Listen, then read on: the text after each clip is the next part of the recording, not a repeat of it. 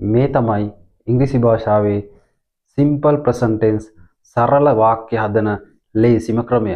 බලන්න මේ පැත්තේ ඉන්න හැමෝම ගණන් ගන්නේ බහුවචන විදිහට.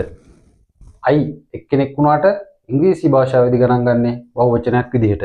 we බහුවචනයි අපි you මෙතන දෙකක් ලියලා තියෙනවා පොත්වල තියෙන එකයි දෙකක් ලියන්න හේතුව තමයි පළවෙනි you එක ඒකවචන ඔබ කියන එක.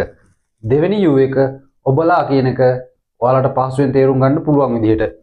they කියන්නේ ඔවුන් බහුවචනයි, mothers කියන්නේ අම්මලා බහුවචනයි, girls කියන්නේ ගෑනු ළමයි බහුවචනයි, boys කියන්නේ පිරිමි ළමයි බහුවචනයි, friends යාළුවෝ බහුවචනයි, අන්තිම එක dogs බල්ලෝ බහුවචනයි. එහෙනම් eat කියන ක්‍රියාපදය අරගෙන බලමු මේක කොහොමද ලේසියෙන්ම හදන්නේ කියලා. I eat මෙතන eat කියන්නේ ක්‍රියාපදවල මූලික ස්වරූපය. පැහැදිලි?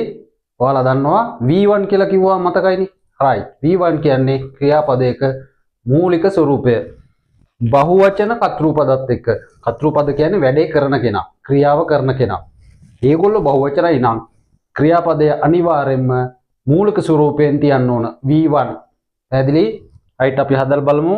I නම් ක්‍රියාපදයේ මූලික ස්වරූපය අනිත් ඔක්කොටමත් ක්‍රියාපදයේ මූලික ස්වරූපයකට හේතුව මේ පැත්ත ක්‍රියාව කරන්න නැත්නම් කතෘ බහුවචනයි.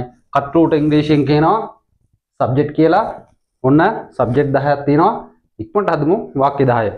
I eat rice. මම බත් කනවා. 2 we eat fish. අපි මාළු කනවා. ඊළඟ you eat biryani.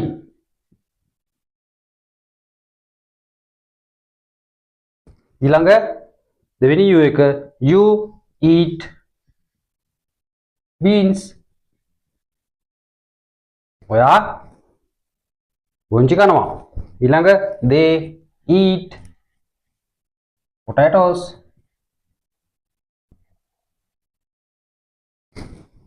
mothers eat milk rice. අම්මලා කිරිබත් කනවා. girls eat chicken. ගෑනු ළමයි chicken කනවා, කුකුල් මස් කනවා. ඊළඟ boys eat food. පිරිමි ළමයි කෑම කනවා. friends eat bread. යාළුවෝ පාන් කනවා.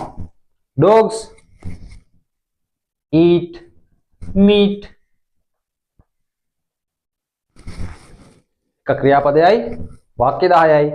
I eat rice මම බත් කනවා. we eat fish අපි මාළු කනවා. you eat biryani ඔයා බිරියානි කනවා.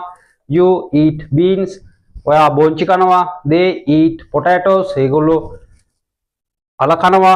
mothers eat milk rice අම්මලා කිරිබත් කනවා. girls eat chicken ගෑනු ළමයි chicken කනවා, කුකුල් මස් කනවා. boys eat food පිරිමි ළමයි කෑම කනවා. friends eat bread යාළුවෝ පාන් කනවා. dogs eat meat